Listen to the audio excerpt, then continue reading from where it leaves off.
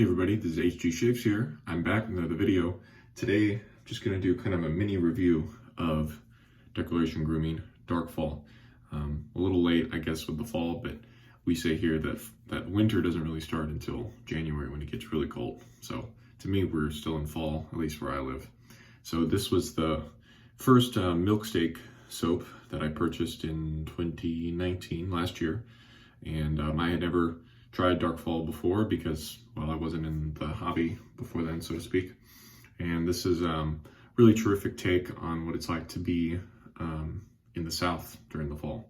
So there are notes, there's some woody notes, there's a little bit of cinnamon, some benzoin, some also amber, and this is just a terrific scent. And I'm really happy to have returned to it before the year was up. With these seasonal type soaps like this, if you're pretty strict about using them in the season that they belong, then, for example, like this soap, I don't think I've used since last year. But because it's a seasonal and not kind of like a generic soap scent, I feel okay with that. I am very happy to have been using it for the past couple days. And anyway, I'm just going to share some thoughts with you on that. In terms of the brush, just going to let the water come out of it. Going to be using my old Declaration Grooming Unicorn Ivory B9A. As God intended, we will be using a Declaration brush with the Declaration soap. I haven't used this brush in a while. I actually lent it out to a friend for a week or two back then. And well, it's come back to me even nicer than I remember. It's not really gelling per se, but it has definitely gotten softer in the tips, and it's been more enjoyable than I remember it being. For the razor, I'm going to be using my Canadian pre-war triangle slot tech. Also not used this one in a while, but and this one was also out on loan for a little bit too, so how about that? Anyway, that's the gear I'll be using today. I'm going to go ahead and get the soap loaded up, and I'll bring you back in when I'm going to start my face lather. All right, we're back, and hopefully this is enough soap loaded onto a brush here. If not, not going to be afraid to go back to the tub, right? Just sprinkling a little water on the top. To the advice of some of my peers, let's say, especially when you're using a big dense badger brush like this, you really got to make sure you put enough soap into the brush. I think, if you're going to be face lathering, if you're going to bowl lather, I see somebody like Sugar Daddy Shaves, who, let's say, is a devout bowl lather, and he can make, just a little bit of soap, like a quarter teaspoon of soap, work in basically any base with any knot. Doesn't matter if it's a small 20 millimeter bore brush or a big knot like this.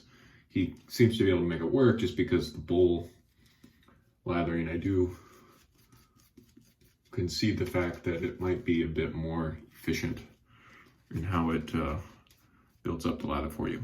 Back to Darkfall, a big thing with this soap, I think, for people is, well, how much smoke is really going to be in there. And to me, there is some smoke, and I am the kind of person that does not like a lot of soap that has smoke in it, soap smoke. But it's definitely not any kind of cigar smoke, cigarette smoke. And for some reason, perhaps it's because of the scent notes that surround it, it is firmly, it smells like maybe burning leaves or something. Sort of more of like a campfire smell than, again, some sort of smoking, like pipe or cigar, whatever. And so, yeah, this is a really pleasant scent for me. I know, for example, I think my wife, maybe the smoke is a little too pronounced for her. So I guess the good news is that I only have the splash for this and not the fragrance as well. If I had the fragrance as well, maybe that would push her over the edge a bit. But yeah, just a really terrific take on fall in the South. So I'm going to keep working up my face lather, and then I'll bring it back in when I'm about ready to shave.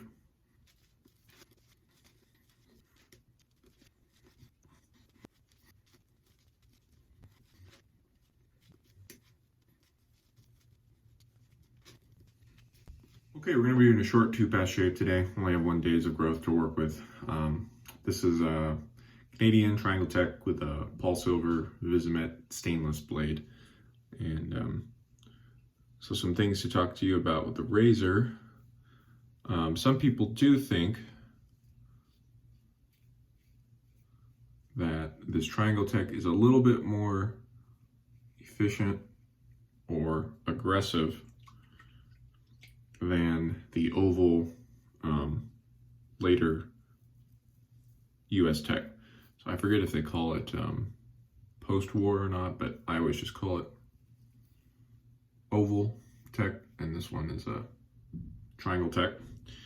And it's because of the way the blade sits in here. There's a little bit, you know, the blade edge doesn't go all the way to the start of the safety bar, let's say. And so for some people, myself included, it does result in a slightly more aggressive feeling shave, which might just be a result of the geometry of how the head holds the blade. One of my buddies was pointing out to me that this was one of the first 3-piece tech style razors they did, Gillette.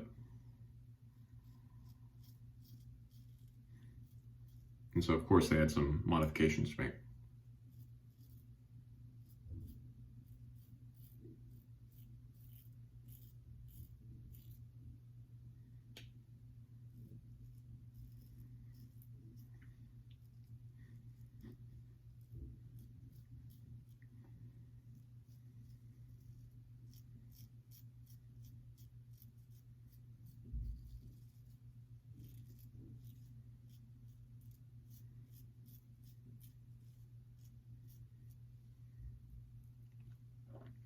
I think this blade is done.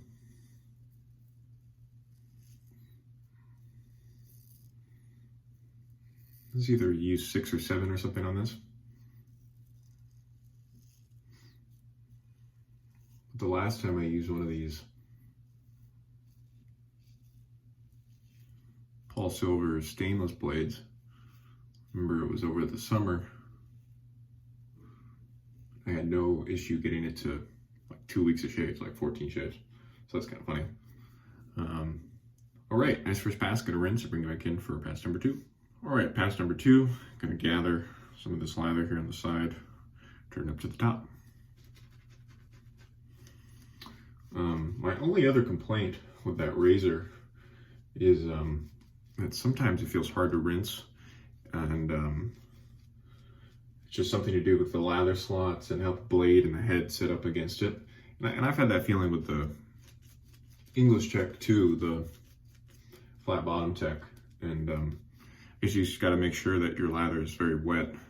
Like that first pass, the lather was flying off of it, which, you know, so there's no issue. But anyway, if you prefer your lathers drier than this, I mean, seriously, how do you people get that thing to rinse in between, you know, strokes, right? I mean, I have to really hold it under the hot water if it's you know, there's not a super wet lather that's flying off the brush. So let me know if you have experience with that.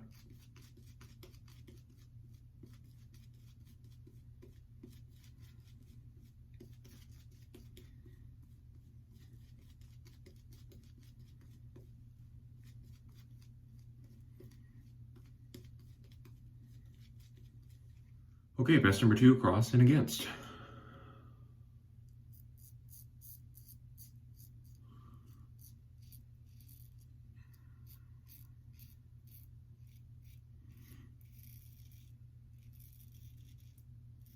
the Daily Shaver.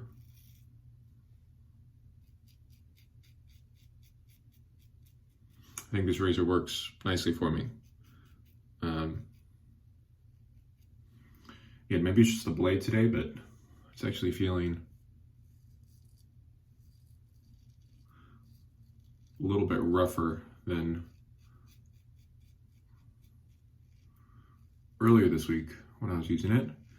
And, well, definitely feeling a little bit more aggressive than I just remember in general. But, you know, with the triangle base plate, pre-war base plate, some people really do think it's, you know, a big, not a big step up, but a noticeable step up from the oval slot techs.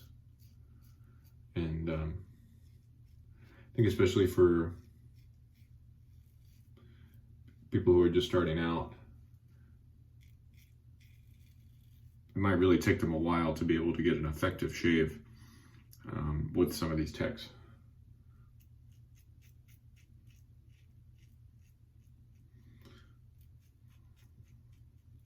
Which I never know how to feel about that. Like, when somebody new wants to try out DE shaving,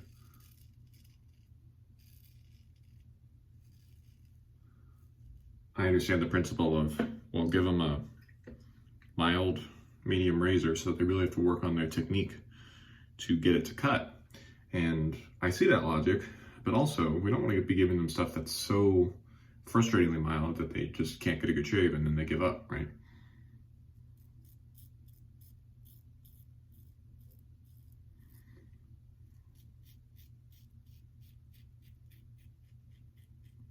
So I don't know, maybe we can meet somewhere in the middle, which maybe is like the triangle tech.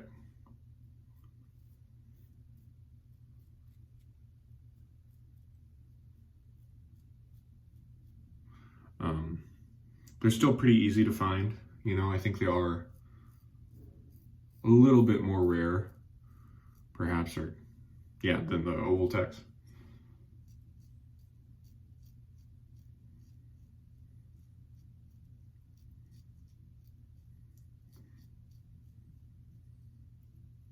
But still, if you have a decent antique shop near you, or you just look on eBay one day, you're gonna find these razors.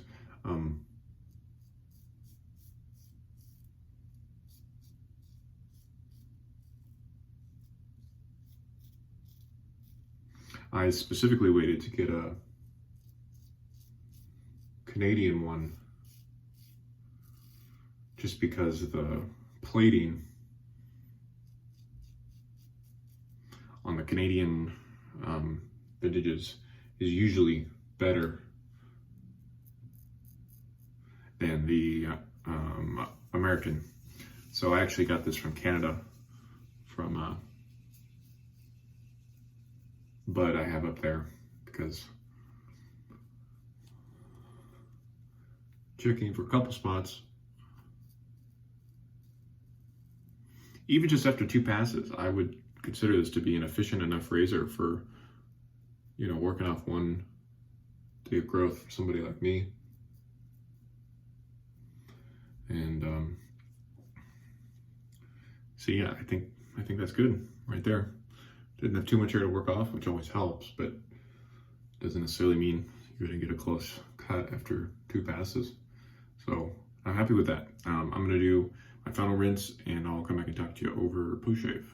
For post-shave today, we've got the matching splash with the old L&L Grooming label. This was before he put menthol in the splashes, and then now, of course, he went back to this way, where there's no menthol, but you can add it if you want. I think I've decided that I prefer no menthol in most of the Declaration splashes, but I'm pretty flexible. You know, if I get an old bottle that already has it in there, it's usually not a deal breaker for me. I wanted to talk about rinsing for a second, because that's something I was talking about with some buddies this week. I don't really show it, or I guess I never show it on camera, but I guess I would say I do like half rinses in between my passes. I just get like, I run the faucet, I get a little bit of water into there, and then I just kind of work the water around in an attempt to get rid of any like major chunks of soap residue, but I'm not like, you know, trying to totally rinse off the slickness in between passes. I don't think many people do it that way. And then at the end, when I'm, you know, just before this, I do all cold water, even now, because I find the cold water to be pretty soothing, and it's not like I'm running outside immediately into the fall weather, so it's not a big deal for me. And then, you know, with this soap, it really did take a pretty good amount of effort to try and really get off all the slickness. But again, you don't have to do it that way. You could do kind of a, you know, half rinse for your final rinse. I don't know. If having the soap stick on your face doesn't bother you, then maybe you don't have to rinse it. So there's different ways to do it, but I did want to mention that I don't do like full rinses in between passes. Well, we talked about the Darkfall. We talked about the Triangle Tech. Happy to be using the Unicorn Ivory again. The brush is broken in nicely and feels more comfortable than I remember, which is always good. And I was able to get some decent lathers out of it in the past few days. So that's always the most important thing, really, with your brush. And yeah, I think that's going to do it for today. I'm going to try to release a few more videos before the end of the year. Perhaps I'll do an international themed video next. And then at the end of the year, I'm going to try to do a best of 2020 recap, and try to fit a giveaway in there as well. So if that interests you, be on the lookout.